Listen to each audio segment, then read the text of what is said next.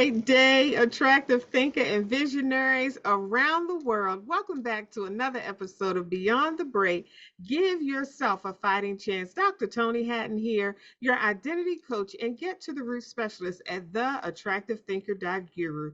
If you have not already done so, I encourage you to run on over to Amazon and grab your copy of The Attractive Thinker. This is a timeless treasure that you're going to need on your entrepreneurial journey for mental healing, mental strength, and mindset maintenance. Welcome, my co-host, Tichet Bradshaw, to another episode of Beyond the Break. Give yourself a fighting chance. Happy Mindset Monday, everybody. We made it through another week full of power. We have the opportunity to do what we've never done, go where we've never gone, and have all that we deserve to have in this lifetime. It's a great day to be alive. It is a fantastic and amazing day to be alive. I trust that you have your Attractive Thinker notebooks handy to capture these gems that we're about to drop today. This message is one to listen over and over and over because when we're entering into a break, so when we talk about beyond the break, this means that you're either entering into a break, you're in a break, or you're coming out of a break, or you're actually beyond the break. So we want to address these areas because going through defining moments such as, what Tisha and I experienced and so many people around the world, we sometimes don't know how to handle or process or identify what we're experiencing while the heart is breaking. When we're going through a break, be it a break in a success or a heartbreak, it could be either. And when the heart breaks, because the heart is so essential to everything that we do. Scripture tells us to guard our heart because out of it flows the issues of life. Every decision that we make is coming from the heart space. It's coming from how we feel about things. And, with Tishette and I, we're going to talk today about, we're going to get into about, these feelings and how we feel when we're going through breaks and experiencing defining moments and things like that. When we talk about a person who is experiencing a break right now, you can feel disempowered. Think back for a moment at a time in your life whereas you may have been just disappointed.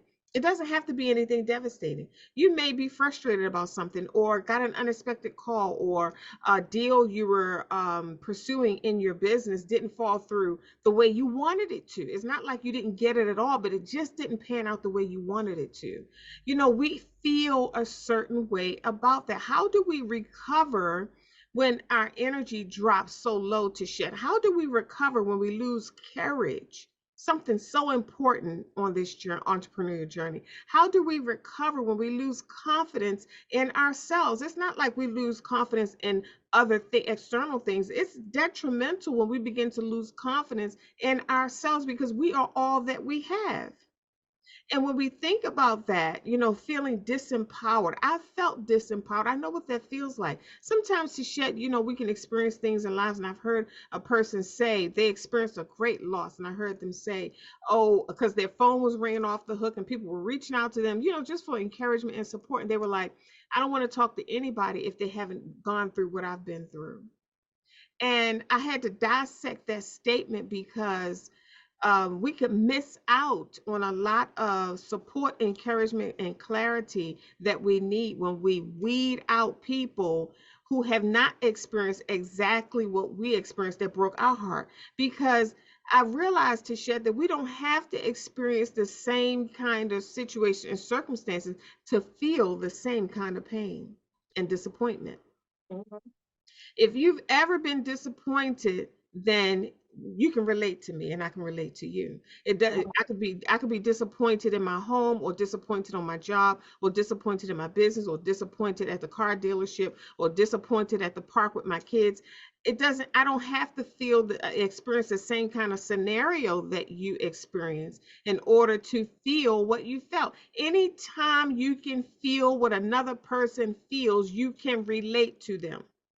We relate to, think about all the relationships in your life and why they are in your life. How did you make that connection? You were relating to them on some level based on how you felt, and they felt the same way. That's how relationships are built. You connect. Think about it. You go to a conference, or you go to a room, or you go to church, or you go to a meeting, even at the playground with your kids. It's funny how that dynamic happens to Shem. We begin to gravitate to some, and we don't gravitate to others.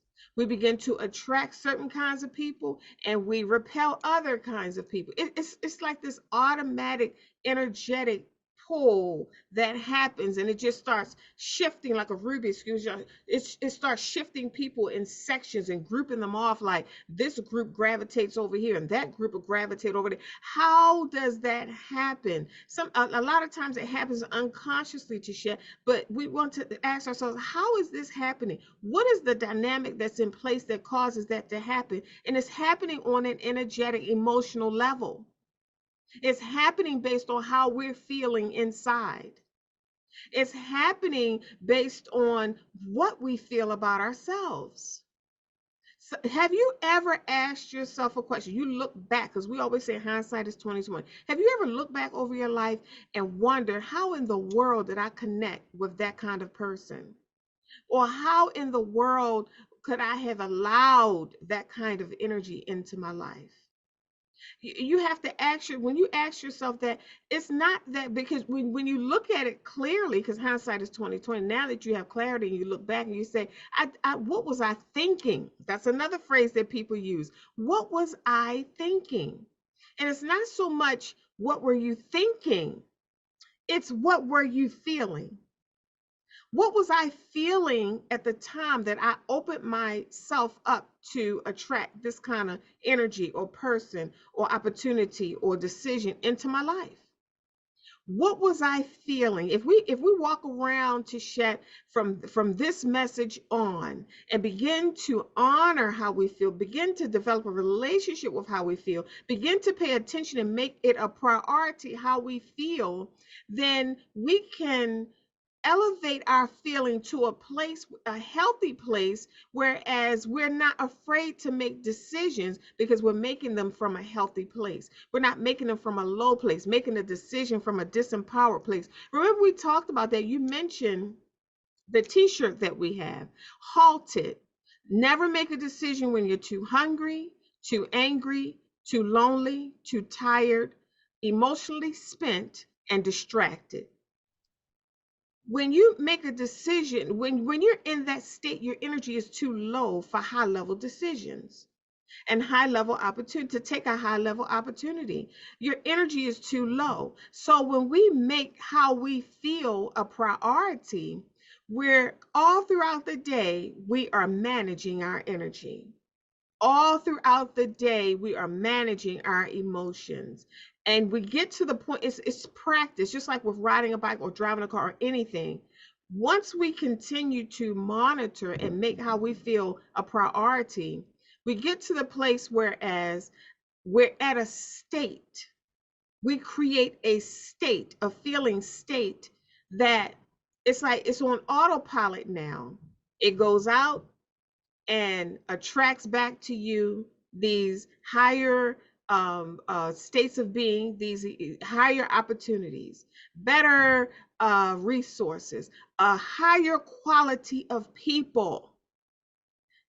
Down through the years, you may find yourself attracting, I don't like saying low quality people, but people who are vibrating with low emotions, people who are vibrating low energetically, and you end up attracting them into your life. But if you make how you feel matter all throughout the day, and you're managing your emotions and your energy and paying attention to how you feel, you're not making decisions and bulldozing your way over top of how you feel and saying, well, yeah, I feel this way, but I got to hurry up and make this decision. You're disconnected from yourself.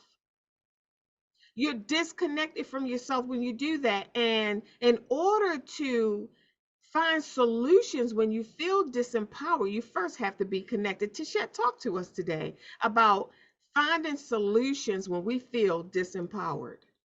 One of the things, Dr. Toni, that you brought up that I know is a term that would help people to understand is unconscious. Mhm. being around unconscious people. You Mhm. said, how can I make that decision to have this person in my life? How can I make that decision to go to this place or to work for that place or to do all these things, because you didn't like the outcome at the time you made those decisions unconsciously, right? The good news is the fact that you know that now means that you have gained consciousness, right? Mm. Because when you are unconscious, you don't know that this is bad for you or that's not good for you Mhm. in the end. You don't know at the time. You're just going with the wind. You're going with how you feel in the moment as opposed to overall, right? So a lot of times you might get into a relationship because at the moment that person promised you something and unconsciously you believe them. When you started gaining consciousness, you started putting two and two together, and you realized the math was not math, and that they were saying things that they weren't doing, and so it didn't match up. And then you start to realize, oh no, I fell for it. I fell for the okie doke. I fell Mhm. for whatever they were serving me at the time. And the only reason why that happened is because you were doing it unconsciously. And Mm. again, knowing that is a good thing because that means you have gained consciousness. We talk a lot about living life intentionally. You said we are in control of how we divide our energy every day, and that is a conscious behavior. That is a conscious behavior that we have the privilege and the opportunity to do. To if you are able to distribute your energy throughout the day consciously, then a lot of times you realize that you have more good days than bad because you understand that you're not just giving your energy away to anybody for $1 or for a trick or for a promise or anything. You are intentionally and consciously dividing your energy or distributing your energy in ways that are beneficial. Sometimes it might not be beneficial now, it might be beneficial later. So sometimes you may make decisions that will help your overall goal or your overall purpose that may not seem like it's doing much now, right? So in an example, Dr. Toni, a lot of people might sit there and feel like they're doing nothing. They might feel stuck. They might feel like, oh, well, I'm not doing anything. I'm just sitting here getting to know myself, when that's the most major work you could ever do, is getting to know who you are, becoming Mhm. conscious. That is the biggest work that you can do. It may look like you're not doing enough or you're not doing enough because you're used to doing and being a busybody, but you're not used to being conscious. And being conscious takes work. Having consciousness Mhm. takes work. When you regain consciousness, the heaviness that you feel when you feel disempowered starts to lift. And so you start to look at how I was feeling, how was I thinking, what was I thinking when I did this, or how am I choosing things? You start to look at an overall perception of a thing. Because really feeling disempowered comes from our perception. Mhm. It's, remember we talked about life being 10% of what's going on and 90% of how we think about it, Yes. how we see it, how we feel about it. Mhm. Because to some person you can have the same life, right? You can have the same life as person A and your person B. Person A will look at their life and think, oh, it was good, it was fun, it was awesome. And then person B will say, I'm not satisfied, I don't like this is not enough for me. How are you okay with just living just to be existing? And I'm over here trying to figure out ways of going higher, and the other person don't care. And that's because of consciousness. When you regain consciousness, you feel more alive. It takes away a lot of the disempowerment Mhm. because you understand that there's a biggest purpose at hand. There's a bigger task at hand. Then you start looking at your obstacles as opportunities. Mhm. When you start looking at your obstacles as opportunities, you're not taken back by every little thing, bad thing that could happen, depending on how you look at it, Mhm. right? You can say, oh, I lost my house. instead of looking at it like, oh man, I'm cursed and now I gotta leave the house where I loved, and why, or why me, and where, you start asking all those questions. Instead, you go asking, well, maybe greater is calling me. Maybe greatness is calling me. Maybe it's time for a new journey. Maybe it's time to go on another path. Same thing with jobs and people and things. There are reasons and seasons to people.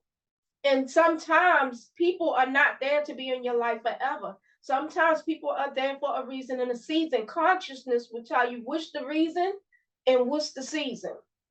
Right. And so, but sometimes you will have some forever friends. Again, consciousness will let you know, because you'll increase in discernment. Discernment is key when you become consciousness. You start to get that connection, that connected feeling.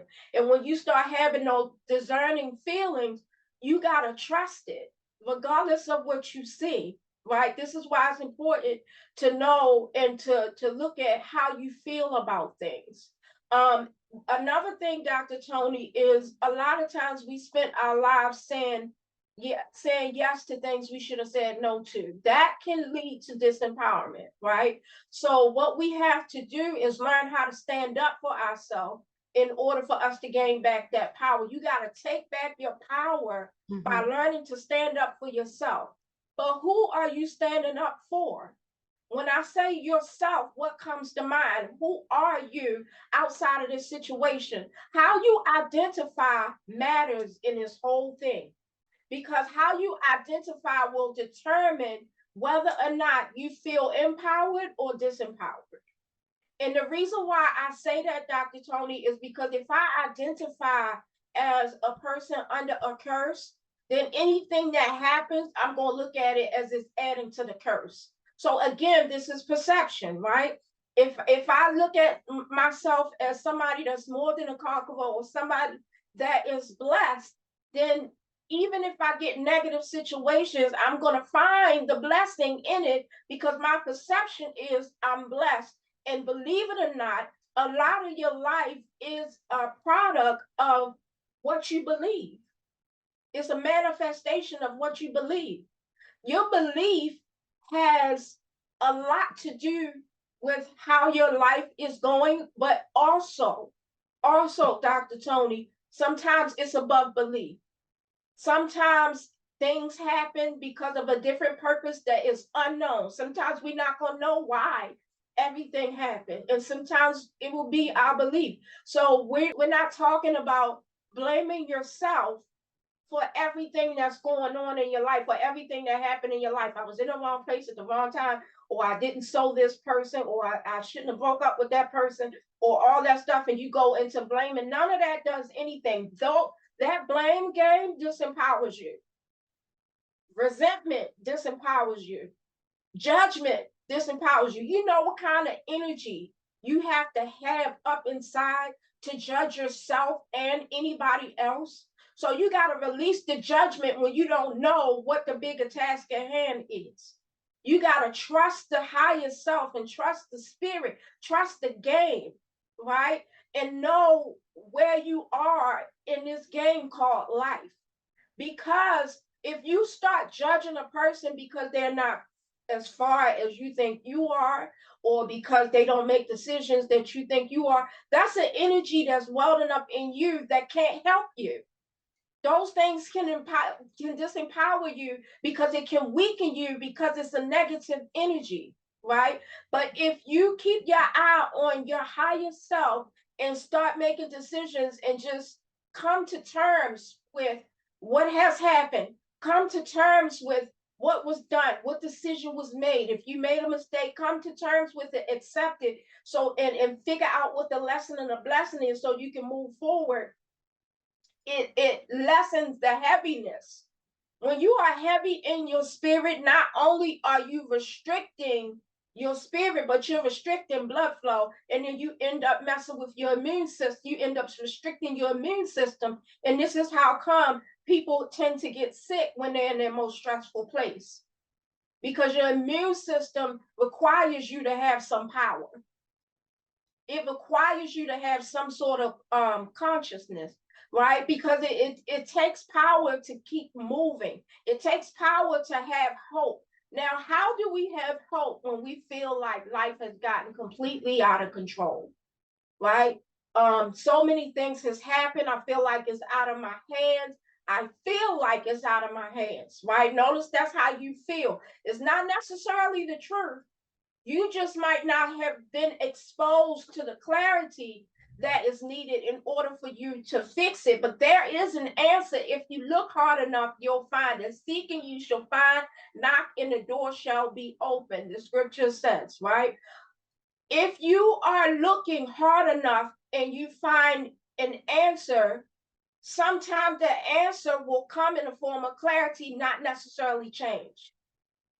So sometimes your answer will allow you to feel better about a situation and nothing ever changed. And that gives you hope. And then you'll make moves based on the clarity and make a decision based on the clarity. Same thing with standing up for yourself. When you start to get to know who you are and you learn to love yourself deep, deep, deep, like how we be wanting to be loved by other people, you love yourself first. You love that love, that being in love, that feeling, that should start with you first. When you love yourself, you'll protect yourself. Mm-hmm. You'll make decisions that is better effective for yourself. You won't put yourself in positions because you think you're the lower person that needs to do it. Everybody has their desires and their things that they like to do.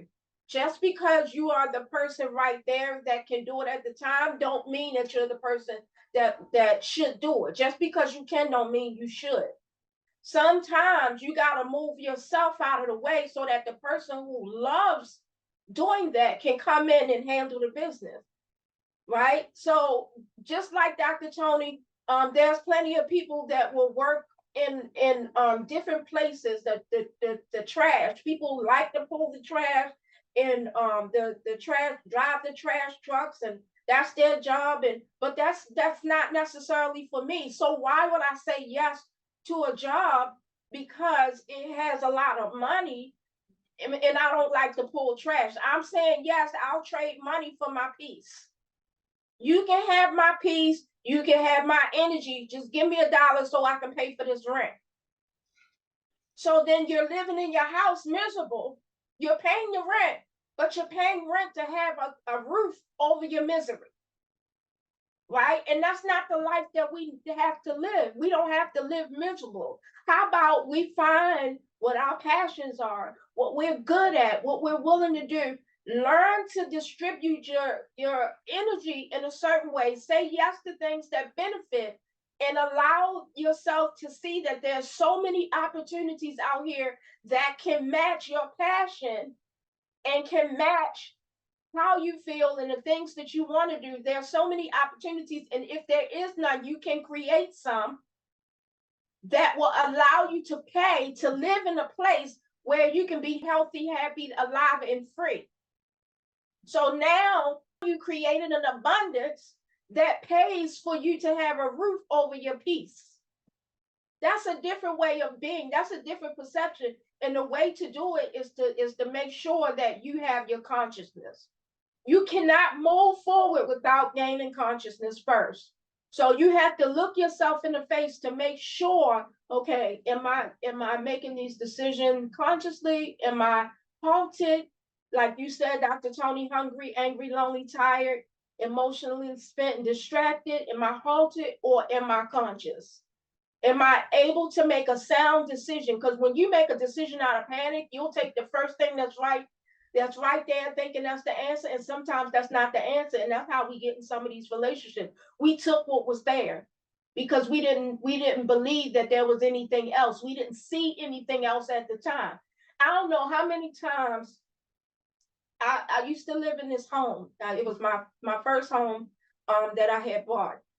And when we were looking for this home, Dr. Toni, the at the time the choices wasn't the best at the time. This is before the market crashed years ago, right? The choices wasn't the best at the time. For what I could afford at the time, most of the houses I've seen, you were lucky if they had floors, doors, walls, and windows. You will go in some of them homes and they will be completely gutted already, right? So when we were buying a house, we came upon one that seemed nice, right? We had a perception that the neighborhood was up and coming. We had no reason to think that it wasn't. And that's because we did not do our homework. We did not do our due diligence. This is how you get yourself in disempowered positions, because you're not doing your homework, you're not doing your research, you're taking people at their word and trusting the system that's designed to keep you sick and broke, right? That's one thing. So we were trusting the system, and we looked at this home and we was like, oh, it's new carpet and new roof, and oh, it looks pretty in here, and it's on the water, and da da da da. We did not do our due diligence at all. We just looked at the what we could see at the moment, and we was like, well, at least it had floors, doors, walls, and ceilings. It's not gutted. At least I can't see the outside from the inside. And you see how you settle real quick because you just got finished looking at a whole bunch of trash. And because we didn't think that we could get more at the time, which we could have if we kept going, because I guarantee you, when we got into that home, the more that we should have chose showed right up like a week later. And I was like, oh, we should have waited. We should have waited. The one thing I used to tell my daughter is I used to say, you would hate to be caught up with a peasant when your king comes. You got to be careful who you deal with, because I would hate to be in a relationship with somebody I'm not supposed to be in a relationship, and my king shows up and I'm already tied to this one.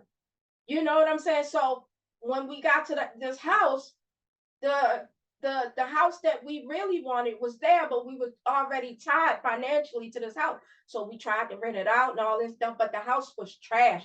They did so many cover-ups in their house. They put new carpet, fresh paint, new and new roof over a house that felt to me like it was put together with Elmer's glue. Because the house was coming apart, everything was falling apart. It almost caught fire. The same day we moved in, it almost caught fire. Did we have inspection? Yes. We made excuses for some of the things the inspection showed. It's like, oh, well, we can fix that. Oh, well, we like to fix homes anyway. Da, da, da. We had all these excuses because we didn't think we could get better. We settled for good, which did not turn out good when we could have had great. But here's the thing. Because I'm a person that I love the lesson and the blessing, I don't regret that time. There's so much transformation that took place in that cocoon of a place. You hear me? There's a lot of, I came out of there a totally different woman. I came out of there, I learned so much about myself in the midst. It was a crazy ride. Oh my goodness, it was crazy, right? But when I came out of there and I look back, the way that I talk about that place is almost like we had fun. Right? Because I took the lesson and the blessing of it. Do I want to go back to it? No, I don't, but I don't want to undo it because of what I become from it, right? Or what I gained from it. It was too great. So I don't want to go back through it at all, but I don't want to undo it. So consciously, we was not making a decision. We wasn't making a decision consciously, I mean. We were making a decision out of fear of not getting anything else, out of fear of not having another answer, out of lack of clarity, not doing our due diligence and our homework, and not doing our research. If we had done our research on some things, we would not have made that decision. So what that told me is a lot of the decisions that leads to disempowerment is there because of lack of consciousness or a lack of research. We cannot be lazy when it comes to us. When it comes to legacy building, when it comes to creating a wealth, when it comes to living our highest self and our highest ways, when it comes from going good to great, you cannot be lazy in the discovery of yourself, in the discovery of your power and who you are. When you are lacking in researching who you are, you open the door for disempowerment every time. My God. Because the heaviness that you feel from lack of clarity ends up being disempowerment, because you're heavy and you're heavy and you're heavy and you're heavy until you can't carry no more weight. I can't have nothing else happen. I'm done. I'm tapped out. This is more than I can handle. You start saying, God, I thought you said you wouldn't put no more on me than I could bear. Mm. Yet you're still alive, you're still able to make a decision. So there's an answer Mm. out there for you. There's an answer for you to take. If you're listening to this is a message that there's an answer for you to take. And sometimes that answer is clarity. Mm. Sometimes that answer is just a little bit of information that gives you hope, that gives you fuel. Just being able to stand up for yourself. Sometimes standing up for yourself will go a long way. Being able to say the word no and know that people are not dying because you said the word no. People will find another way. Mm-hmm. You do not have to be the one to come to everybody's rescue. I don't care what they say. That's how you can feel disempowerment, because you're tired. You're coming to everybody's rescue. You're doing everything for everybody. You're playing Superwoman for everybody but yourself. Mm. You're tired. Mm. You're mentally tired. So a lot of people I found are not depressed. They're mentally tired. They need new clarity. Some people may need medication, but some people need clarity and change. Mm-hmm. Some people need to know who they are and remember how to love themselves and learn how to walk in who they are so that they can change their life around to the point where you don't need medication to live. Mm. Let the real ones that need the medication deal with the medication, but you who are mentally tired, you don't have to. That's the thing. You have to know the difference. And of course, doctors and life coaches and all that stuff can help you to determine that. I am not a doctor. I can't help you determine that. But what I can do is tell you that knowing yourself helps you with being disempowered. Clarity helps you with being disempowered. Loving yourself helps you with being disempowered. Walking in your power, standing up for yourself, and having the proper perception can help you lift the disempowered. These are the solutions for being disempowered. Back to you, Dr. Toni. Wow, that is so important to shed. Like you said, the last phrases that you mentioned, they support you when you feel disempowered. And you know how we do attractive thinkers and visionaries. I always like to give you practical application of these messages that we're sharing with you, because I want you to know how to apply them to your current situation, your current journey, your entrepreneurial journey, where you are in business, or whatever it is that you're facing right now that is causing you, or that is triggering that feeling of being disempowered, because you're not really disempowered. We're here to show you that you have the power and you have the control to shift these energies, to shift your emotions, to shift your feelings. It's not out of your hands. Situations and circumstances present themselves to us all of the time, but we still have some position in it. We still have a role in it that we can play, so that we're not devastated. We're not left devastated and stripped and feel like we have nothing left. So I want to share some strategies and skills and tools for practical application, some solutions for when you feel disempowered.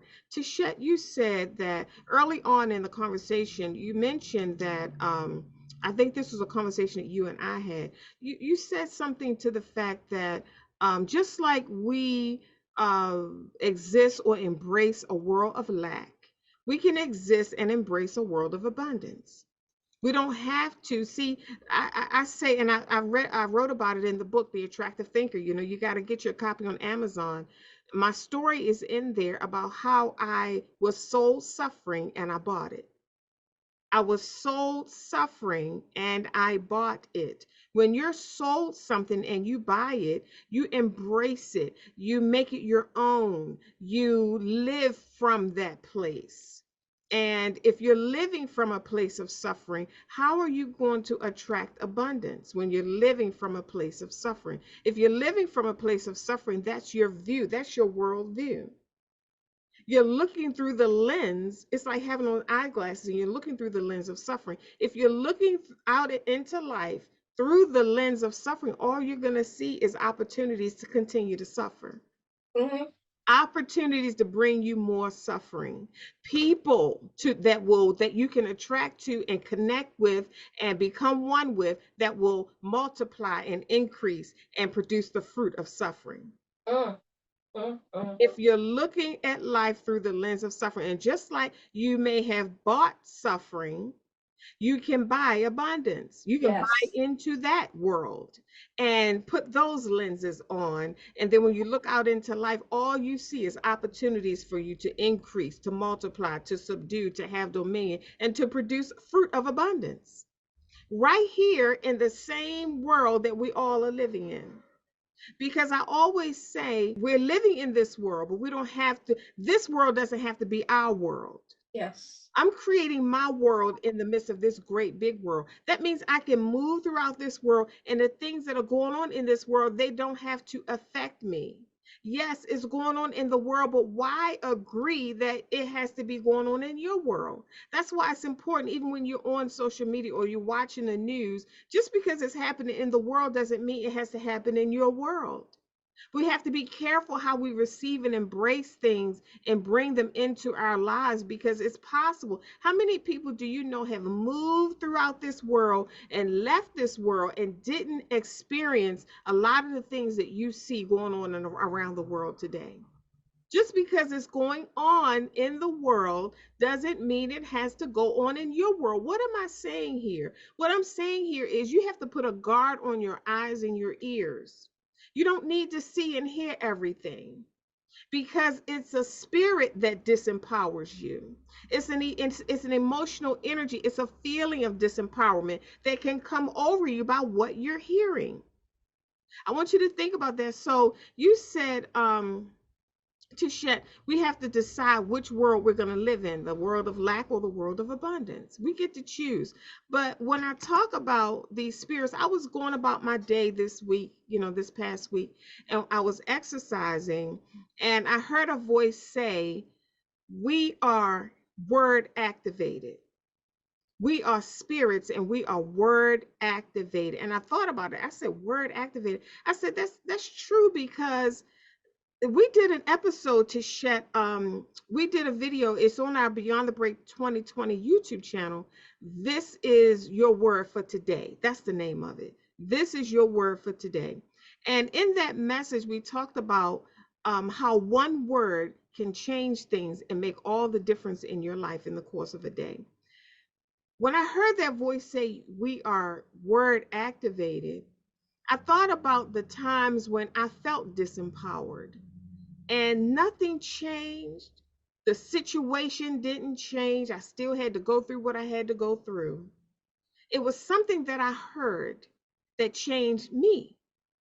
It was something that I heard that lifted the weight. It was something that I heard that gave me hope. It shifted me from hopeless to hopeful. Nothing changed externally. It was something that I heard, because we hear scripture says faith comes by hearing, belief comes by hearing. So my belief shifted based on what I heard. And that's why it's important to guard our ears, because our belief and our faith comes through there. And if you're hearing something and then you're feeling it's causing your energy to shift and your emotions to shift and you're feeling a certain way, you have to ask yourself, what was it that I just heard that caused that shift in my energy? What was it? Was it empowering or was it disempowering? We have to guard what we're hearing. So I understood clearly that words can inspire, they can give hope, they can lift the weight. And when I thought about the weight, I said to myself, so emotions have weight. How you feel has weight. Your feelings have weight to them. You can feel heavy with certain feelings, and you can feel light and free with other feelings. And Tichet, when I thought about that, I said the attractive thinkers and the visionaries need to know this. They may not be aware of this aspect of solutions when feeling disempowered.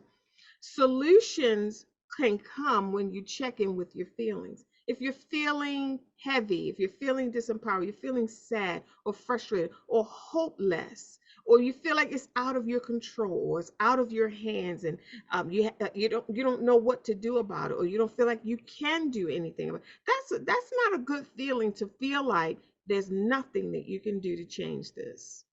That's not a good feeling. So the first thing I would suggest is checking with your feelings when you're looking for solutions when feeling disempowered. Checking with your feelings, because you've heard us say this. I've never seen a happy person thinking sad thoughts, and I've never seen a sad person thinking happy thoughts. I want you to think about that. Write that down in your attractive thinker notebook. Your thoughts are connected to your feelings. There's a connection between thoughts and feelings. I believe that thoughts trigger feelings.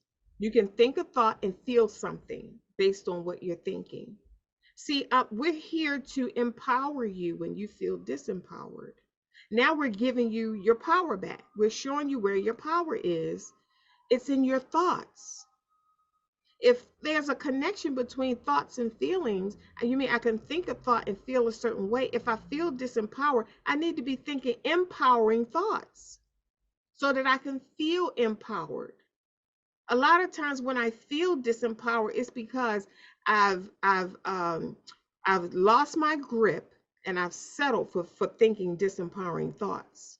I let my guard down. That's the word I want to use. I let my guard down, and now my thoughts are feeling disempowering. But see, a lot of times people can't make the connection with their thoughts, but they know how they feel. They may not know where that feeling came from, but they know how they feel. They may not know that feeling was triggered by a thought, but they know how they feel. So start with where you are. Start with what you're aware of. You're aware that you feel disempowered. So now backtrack and ask yourself, what am I thinking? What disempowering thoughts am I believing? Have I settled for? Think about that. So I thought about the disempowering feeling, to shed, and I wanted to bring clarity to thoughts and feelings, because the thoughts trigger the feelings. And then I moved on. I said, well, feelings have weight. You hear people say they were heavy in spirit, or even scripture says, lay aside every weight.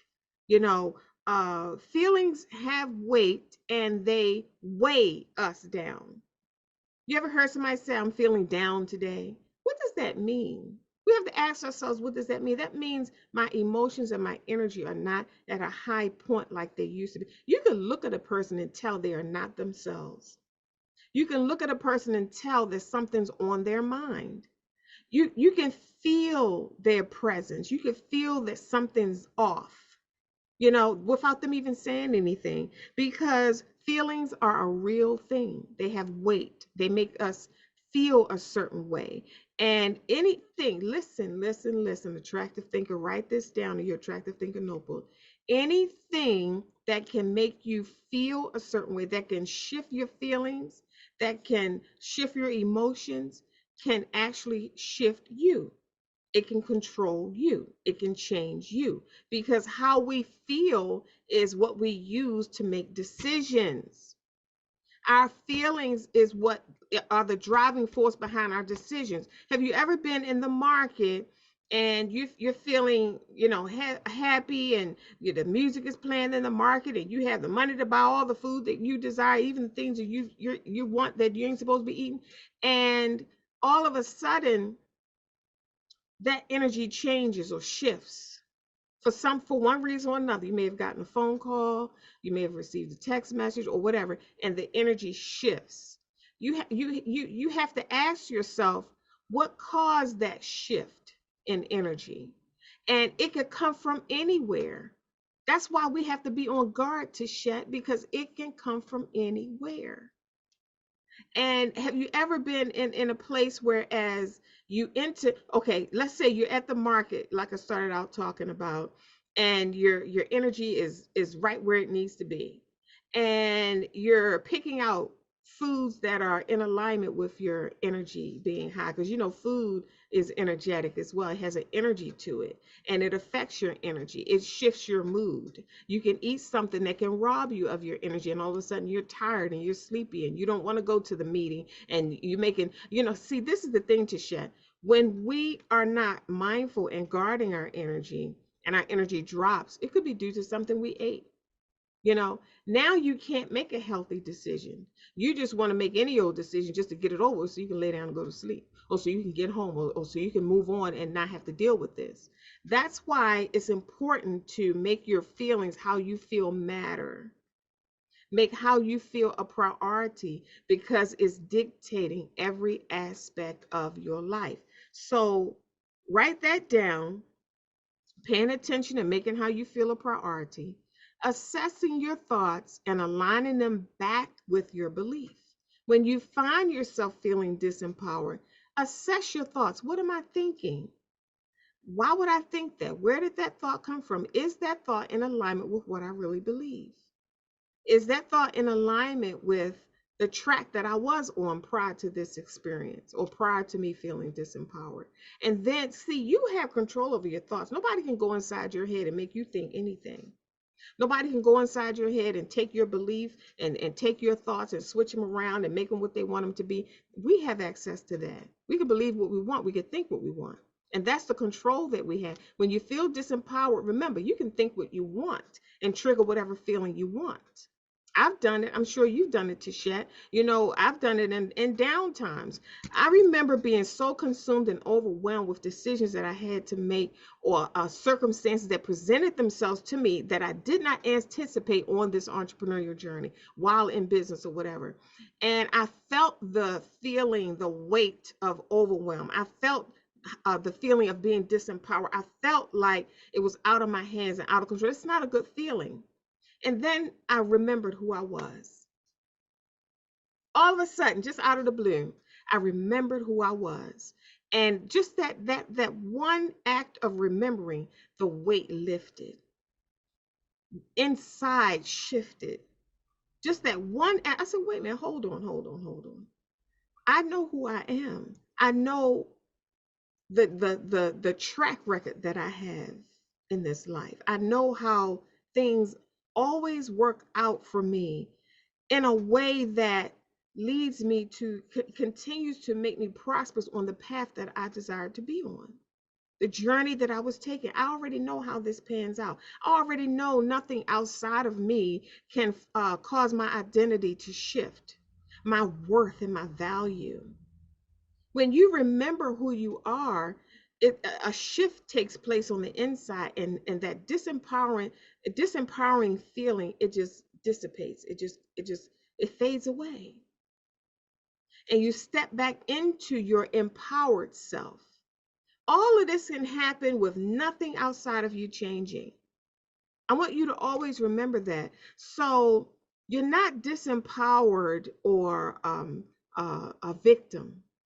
Think about that, because when that shift takes place, that feeling of disempowerment, this is what I wanted you to know. When the shift takes place, prior to the shift, you're feeling disempowered.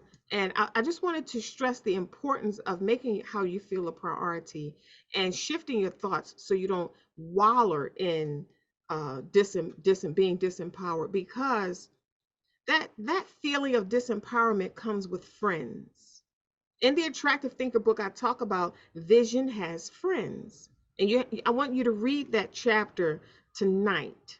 Vision has friends. So the energy, the spirit, the feeling of disempowerment also comes with friends. The friends of being disempowerment comes with hopelessness, defeat, and a victim's mentality. So you're not just sitting there feeling disempowered. You're embracing disempowerment's friends, which is hopelessness, defeat, and a victim's mentality. And the longer, Tichet, that we waller in and embrace and accept and settle for disempowerment, it brings in more friends. it brings in more friends, and we begin to feel heavier and more disempowered. So we have to be diligent, be vigilant concerning how we feel and make those shifts when we're able to. Now we're human. Things happen in our lives and we do get frustrated. We do get disappointed. I'm not saying don't be human, but remember who you are. And when you remember who you are, step into that quickly. Step into it quickly because your power depends on it. Your decisions depend on it. Your heart and how you feel matters. So, Tichet, why why are we interested in supporting attractive thinkers and visionaries in shifting their thoughts so that they feel better? Because shifting their thoughts from giving them solutions for when they feel disempowerment. It's because the ultimate goal is to lift the weight, to feel better. That's the ultimate goal. Why is that important to feel better? Because when you feel better, you're in a better position to make better decisions for yourself, so that you're not making disempowering decisions. And I wrote some notes down based on what you said, to share, because that was powerful. That hit me like a ton of bricks when you said that. Um, I mentioned the goal is to feel better so you can attract better, so you can attract better ideas and solutions. When you're feeling disempowered, you can't attract great solutions and ideas and creative opportunities. You can't, your brain won't allow you to do that because you're in a state of disempowerment. But you said, as you were talking and sharing your story, to Shed, you said you made decisions out of fear. And that stuck with me. We've heard that so many times, but this time it stuck with me in a different way. When we make, I said, we make a decision out of fear. Um, it that state of fear can't attract abundant circumstances. It's not in alignment with what your heart desires. So if you're making decisions out of fear, you're making decisions that are going against what you really want.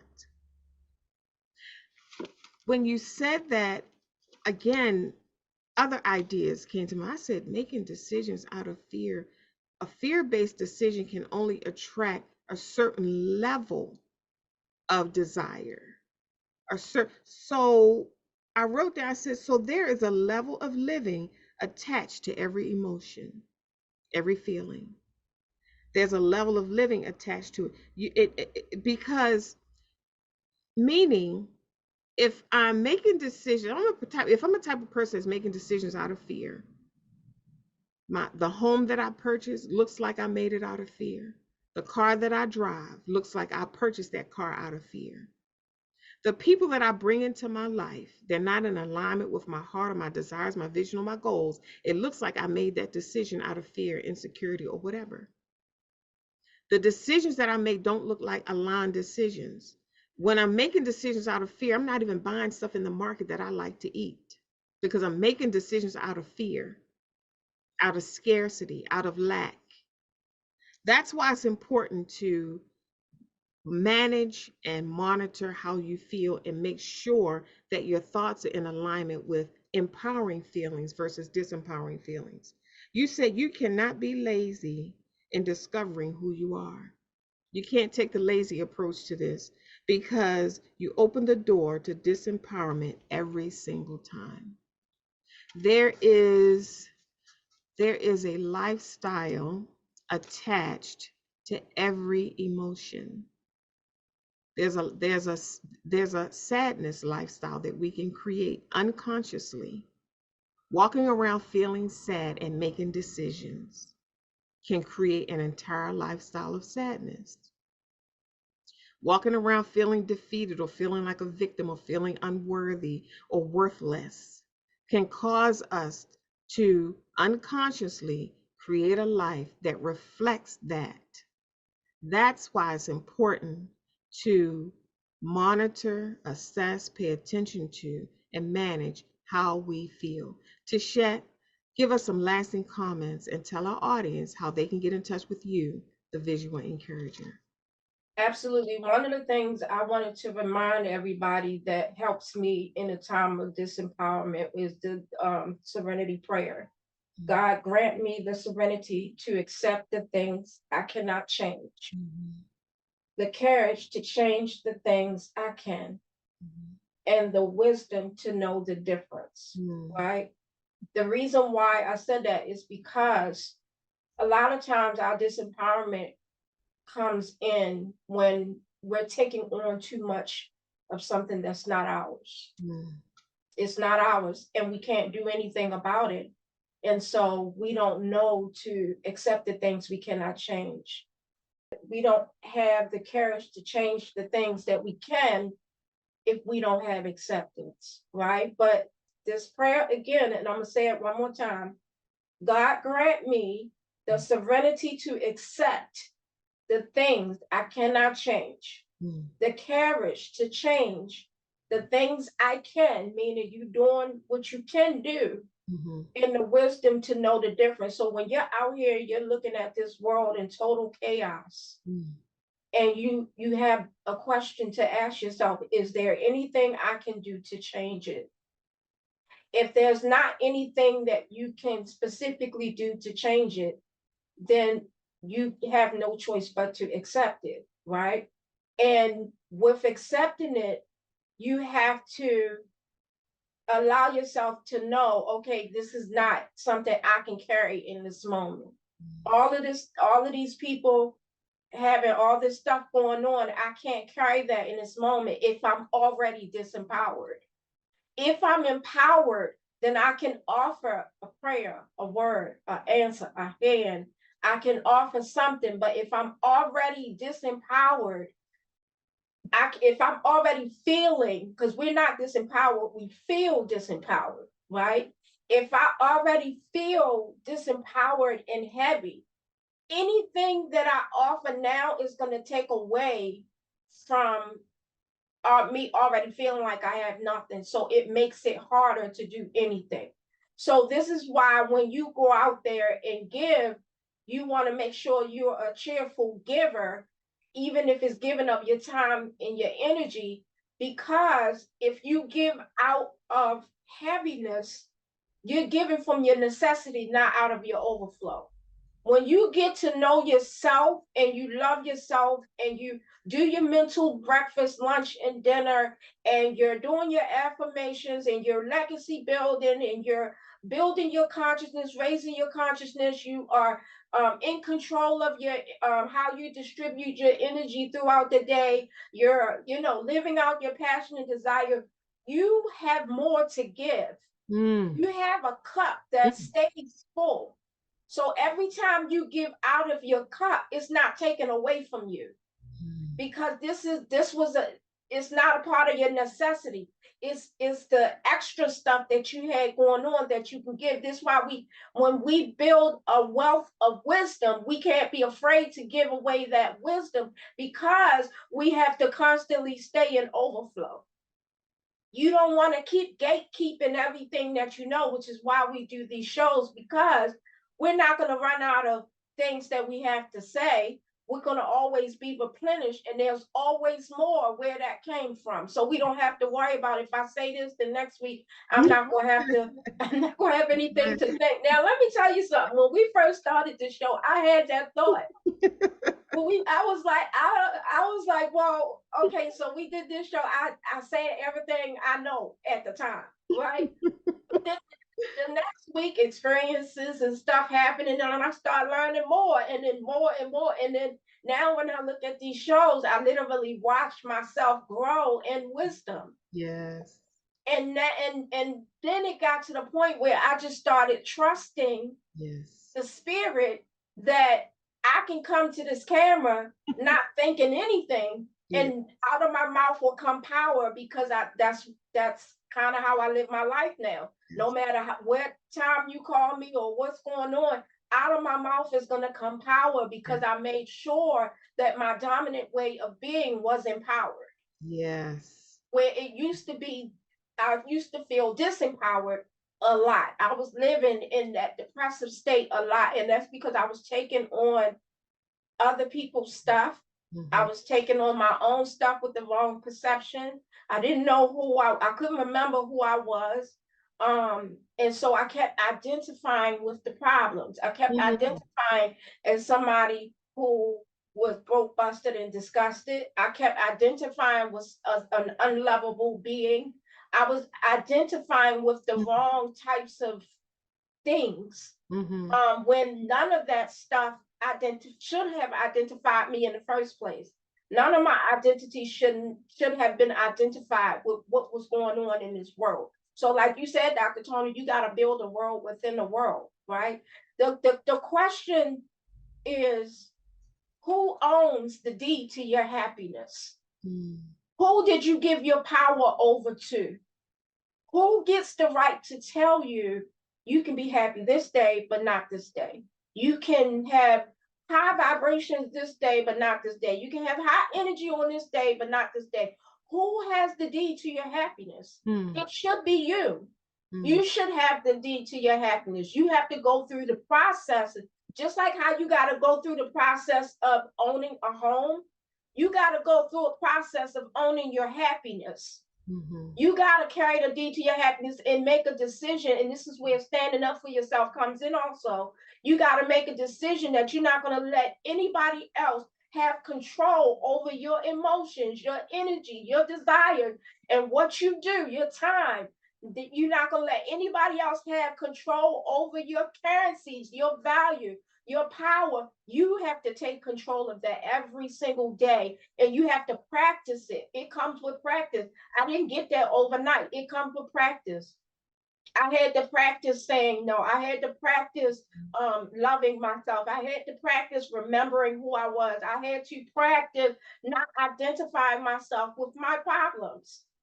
I had to practice seeing the lessons and the blessings and everything. This is why we call them lessons and blessings, and not just a past. I'm not just telling you my past. I'm telling you my lessons and the blessings. Why? Because I left my past where it belonged in the past. Mhm. But I brought the lessons and the blessings with me because I feel like I could use them and you could use them too. So I'm not just giving out a sob story. Now, if I wanted to sit here and tell a sob story, I would have over 40 years worth to tell you.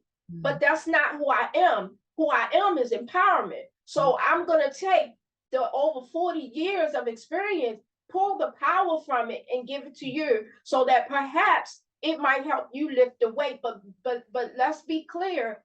We're not giving out of our cup. We're giving out of our overflow. We deserve an overflow. You're an attractive thinker, you visual encouragers, you deserve visionaries, you deserve overflow. Mhm. You deserve to be full to the brim, regardless of what's going on. You cannot let guilt, fear, and shame keep you from your power because it can. You can feel it's possible to feel guilty, feeling happy when so many other people is hurting. Mhm. But you can't do nothing about the other people that's hurting. So what good is it for you to live life unhappy Mhm. if there's nothing you can do to change that? If there's not, why carry it on your shoulders if you can't do anything to change it? How about elevating your vibration, Mhm. understanding who you are, and pray out of that vibration versus the vibration of disempowerment?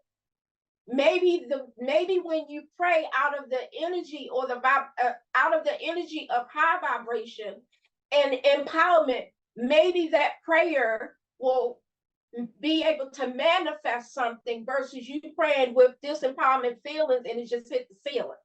Mhm. So it matters to what energy you pray from. Mhm. It matters. Just like how when we desire stuff, each and every one of us have a desire in life. Mhm. If you have a physical body, you have some sort of desire. It doesn't matter what it is. You can have some sort of desire. You can desire love or desire homes or desire a job or desire to do something more or desire to have children, a desire to build a business, a desire for legacy, a desire to eat, a desire to walk, a desire for healthiness, a desire for vibrance. You can have so many desires. Those desires have an energy attached to them. All those desires, when you think of what you desire, I want you, matter of fact, get your desires in your mind for a second. When you think of your desires and you see yourself in the place where that desire is fulfilled, what energy are you living in when that desire is fulfilled? So if you felt homeless and you get in your mind, I want a home, and you think of having this house with everything that you need in it and desire and want it, and it's fulfilled, and you get to walk around it and you get to live it every day, there's an energy you are looking for that you attach to wanting that home. That energy of the desire is being offered to you right now. If you can tap into yourself and find that energy will help you create that desire. It's going to attract it. You're going to end up, it's going to take the desire of the person who wants that home, that it's going to take that energy of believing that you're in that home, that's going to attract to you that home. This is why we do visual encouragement sessions. This is why affirmations and things are important, because it puts you in the mental space to receive the desires. When you feeling disempowered, you are blocking your blessing. Now, what in the world could be worth you blocking your blessing? What person could you be related to, attached to, or interacting with is worth blocking your blessing?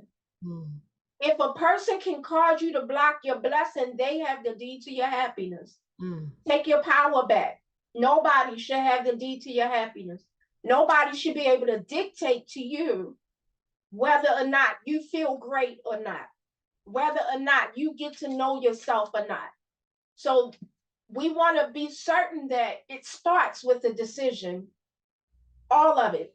It starts with the decision, because sometimes, like you said, Dr. Toni, we can get so weighed down that we don't even, we'll block the answer, because it's like, I don't want to feel better. I don't want to feel better, because that means I'm going to get up and fight, and I don't want to fight.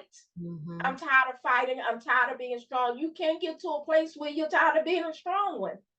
I don't want to be strong. I just want to sit here. But really, deep down inside, you do want an answer. In the moment you are open to an answer and you get your ego in check, an answer will arise.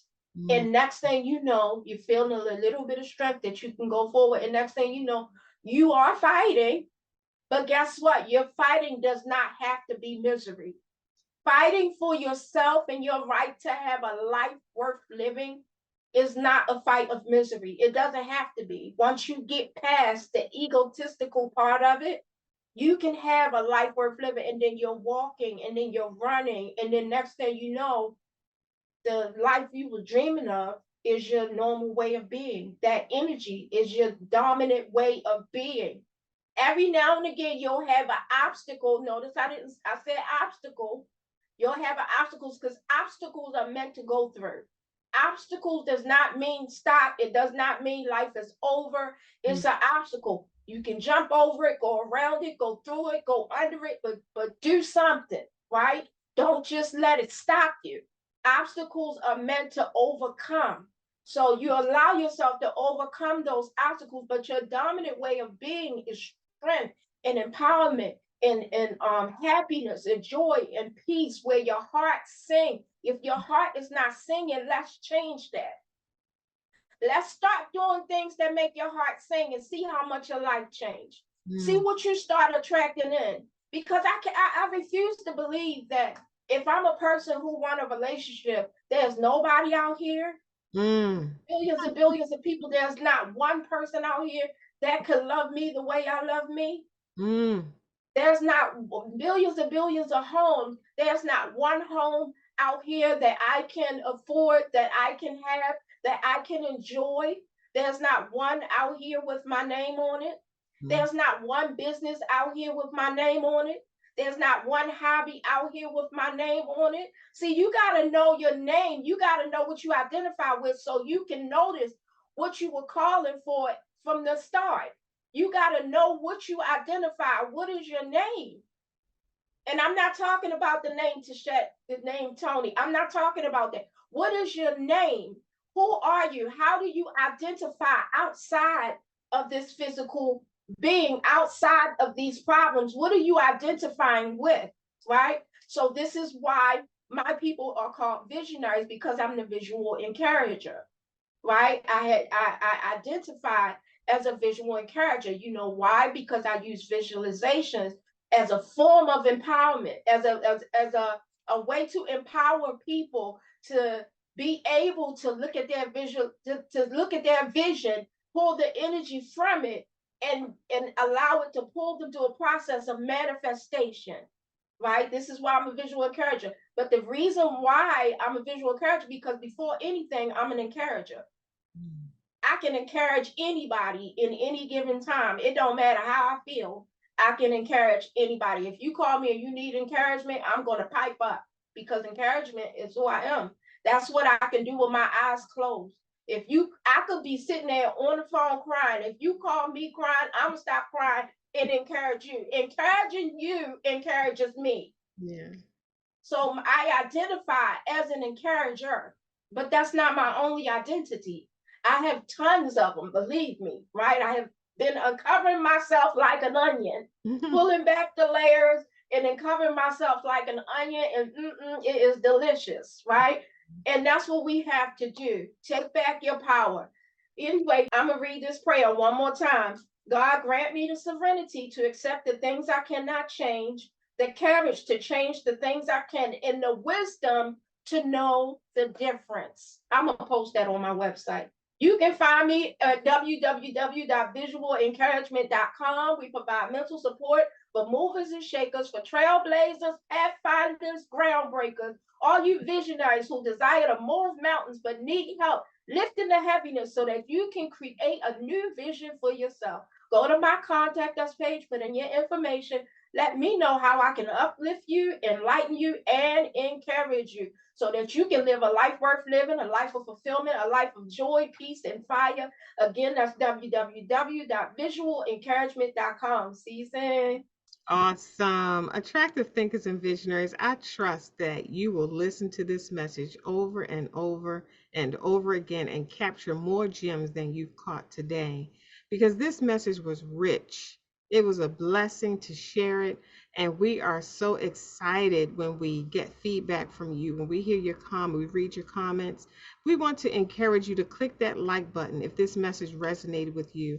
Click the share button and share it with your circle of influence, and subscribe to our YouTube channel so that you don't miss any of these episodes that we upload every single week. If you do not already have your copy of the Attractive Thinker book, run on over to Amazon and grab your copy, because you're going to need it on this entrepreneurial journey if you're in the midst of any type of change or transformation. I want you to remember, attractive thinkers and visionaries, your Attractive Thinker notebook is rich. If you've been following us all this along these episodes, you've been capturing these gems along the way. I want you to take some time this week just to review your notes in your Attractive Thinker notebook and watch your spirit lift. Watch the energy shift. Pay attention. Write down how you feel when you first start reading the first pages of your Attractive Thinker notebook. Just take a note and write down how you feel. And then start jotting down little notes along the way when you feel your energy shift. As you read along throughout your Attractive Thinker notebook, you're reading the gems that you've captured over the years that you've been following us on our YouTube channel, Beyond the Break 2020. So I want to remind you, Attractive Thinker, you see Tichet and I show up every week. Our life's work, it truly is to make your life better. I want you to remember that when you're seeking solutions for times when you feel empowered, feel disempowered, it is not what you're going through. It's how you're viewing it. Think attractively, and we'll see you soon.